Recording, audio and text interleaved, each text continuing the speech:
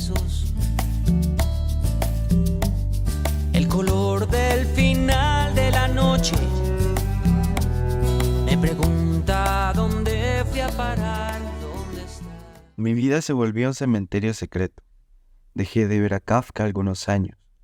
No sé bien cuántos, puede que 4.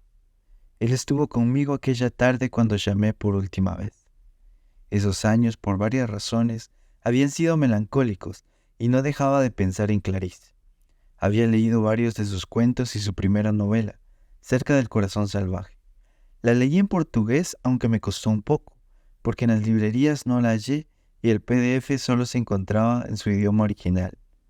Había estado en Sofos bebiendo una cerveza de mantequilla con un espantapájaros y no tenía muchos ánimos de seguir leyendo. Estaba muy cansado. No sabía de qué, si mi día solo había transcurrido entre la cama y la librería, y luego allí estaba, sobre la Reforma, viendo los autobuses pasar repletos con apariciones y bestias colgando de las puertas. Sin embargo, estaba agotado. Cada paso me cansaba más, y después de que casi me atropella una moto y de que a mi lado golpearan a un conductor para quitarle su teléfono, me di cuenta que había llegado al obelisco. Enseguida me di también cuenta que no estaba tan lejos de la fiesta de Edu. Obviamente llamarla fiesta era demasiado elegante. Era más bien un bacanal de miércoles por la tarde.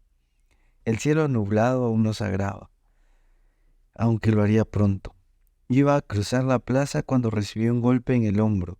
Empuñé el cuchillo que llevaba en mi suéter y di vuelta.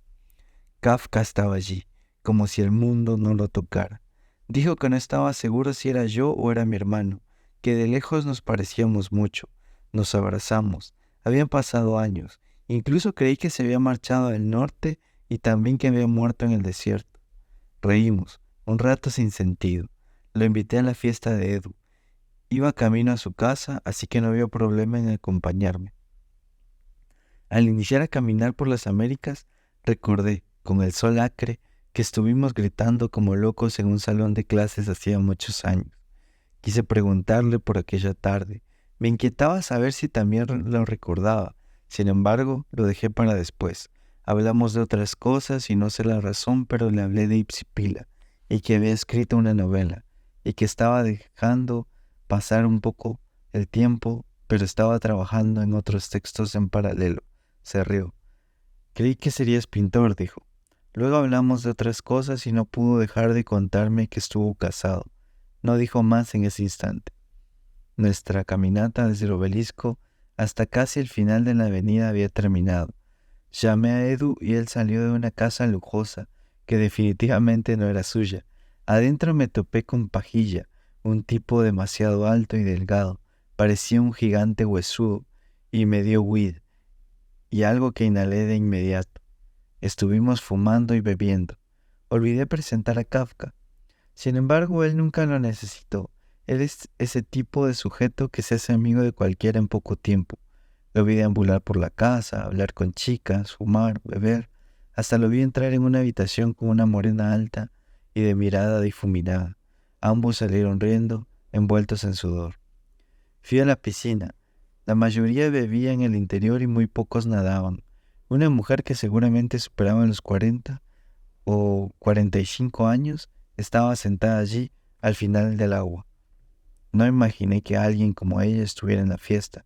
Todos estábamos en la veintena o poco menos, pero tras cruzar unas palabras me dijo que era la madre de una chica que reía y bebía adentro, que era la dueña de la casa y que a nadie le molestaba su presencia y que a ella no le molestaba que hicieran la fiesta allí, así que todo estaba bien. Me quedé cerca, dejando que todas las sustancias de la noche me buscaran. Pregunté su nombre, lo pronunció, pero no lo entendí. Los oídos aún me vibraban, mi boca estaba seca, por eso decidí llamarla Clarice. Llevaba un vestido holgado, gris y el cabello muy largo. Sus dedos sostenían un vaso lleno de espejos. Alguien gritó, al caer a la frialdad del agua. Mis sentidos se confundían y le pregunté quién era en realidad y me respondió que la muerte. Ambos reímos. Estuvimos así durante varios minutos. Entonces, quizás extasiado por lo que había consumido, Le pregunté por Joana. Ella se rió, suspiró y me contó una historia sobre ella, una que no había escrito. No estaba seguro de lo que oía, pero era una mujer muy agradable y escuché su narración sobre un chico que se casó con Joana porque estaba enferma. Claro, eso no evitaba que se quisieran, que se amaran. Estaban tan enamorados y en su luna de miel hicieron el amor con el mar, me dijo. Su auto no estaba lejos, las luces encendidas los dibujaban en la arena. La cara de la luna se deformó, dijo Clarice. Las olas también se enamoraron de ella y decidieron guardarla. Su esposo no pudo evitarlo. Eso lo he oído, pensé, y no sé si lo dije. Se puso de pie y me pidió que la siguiera. Joana bebía mucho. Un mar de alcohol se la llevó, agregó. Con cada paso su cabello se ondulaba. Su olor era a tabaco dulce. Ese aroma era demasiado y me atraía sin que pudiera resistirme. Se dio la vuelta y acercó su boca a la mía. Sin embargo, repentinamente puso sus dedos en mi pecho y me arrojó al agua. Intenté tomarla de la mano, pero no pude.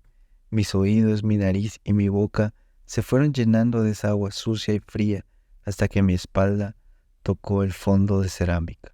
Abrí los ojos y vi sobre mí un cajón líquido, guardando las estrellas que iban saliendo tras las nubes de aquella noche agria. Por un instante recordé a Ipsipila y los gritos de muchos jóvenes repitiéndose eternamente en mi cabeza, hasta que un impulso o una alucinación tiró de mis articulaciones y me sacó paulatinamente. Me dejé levantar por el aliento de las estrellas y al emerger me sentí más derrotado que nunca, y en contra de mi deseo, ninguna lágrima se escapó de mí. Salí del agua y me apoyé en el borde de la piscina. Ella ya no estaba. Supuse que había entrado por otro trago. Empapado caminé hacia afuera. La calle hería mis sentidos. El viento soplaba un tanto ebrio. La noche nos bebía a todos. Como todos, habíamos bebido desilusiones.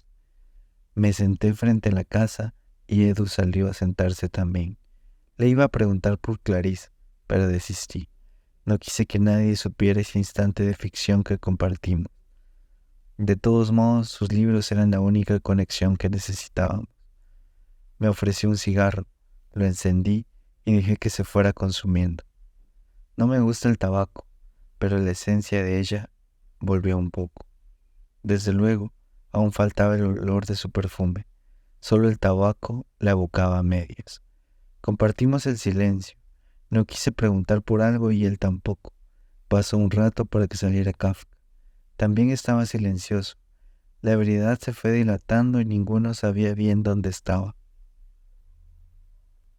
Era ya muy tarde cuando nos pusimos de pie. Nos despedimos. Edu volvió en lo que quedaba de la fiesta y me fui caminando con Kafka por las Américas. La noche se abría con estrellas heladas sobre nosotros. El tiempo borraba nuestros pasos. Y sin que yo esperara algo, dijo, no se va. Ya habíamos recorrido un buen tramo. No se olvida. Eran muy pocos los autos que se movían por esa arteria fría y extensa, recta como el camino hacia la muerte. Esta es la primera vez que salgo desde que mi matrimonio terminó, balbuceó al fin. Le vi de lado y su perfil se deslizaba azul por las escasas luces. Guardé silencio, solo asentí. Mi esposa murió, soltó sin llegar a gesticular. Iba a ser padre, ¿sabes? Ambos bebíamos mucho, y desde el inicio supe que todo terminaría mal. Pero quería estar con ella. Con Joana, pensé. Nos detuvimos y la avenida se volvió más larga.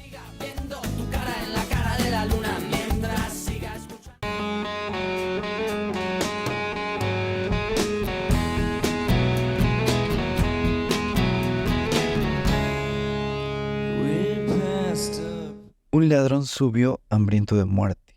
El autobús iba lleno, completamente lleno. Su mano temblorosa apuntó a todos para que entregaran dinero, relojes, teléfonos o lo que tuvieran. Sin opciones, los pasajeros cedieron sus pertenencias. Los minutos se llenaron de crueldad. El asaltante, para probarse a sí mismo que tenía algún valor, dejó que su dedo golpeara la existencia de alguien. El fuego recorrió un espacio corto y a pausa se introdujo en el tejido alto y rizado del padre de Winston. Su sangre migró por los hemisferios de su cuerpo antes de salir por su boca, y la nueva boca por donde también se escabullía su vida. Siempre imaginé que Winston volvía de su trabajo. Se lavaba las manos y se sentaba en un sofá frente a un sillón que apuntaba a una televisión en la que se conectaba un reproductor DVD negro. Aún no eran comunes las plataformas de streaming y en ciertas ocasiones hablamos de lo funcional que sería tener un DVD. Ni él ni yo veíamos televisión a menudo, especialmente el año anterior, el último en que nos frecuentamos. No teníamos tiempo para mucho. No supe si lo había comprado o no. Sin embargo, no podía dejar de pensar que veía algo desde su sillón cuando lo llamaron. Cuando su madre o su hermana o alguien que lloraba desde el otro lado de la línea le decía que su padre estaba muerto. A veces recordaba a Winston gritando conmigo y con todos en un salón sepia, uno que se oxidaba más con las tardes y las mañanas, pero especialmente con las tardes y los soles cansados. Otras muchas soñaba un hombre que llegaba desde un lugar muy lejano y me hablaba. Me preguntaba si yo era Félix y me decía si yo era su amigo y que necesitaba estrechar su mano. No podía quitármelo de enfrente y me apretaba la palma y los dedos con ambas manos suyas. Luego me contaba paso por paso el asesinato del padre de Winston y me decía que era el hombre que había recorrido tiempos y desiertos solo para llegar a mí. Intentaba alejarme y él me perseguía, no me dejaba. Entonces reconocí en su frente un balazo. Creía que se trataba del padre de Winston, pero no era él.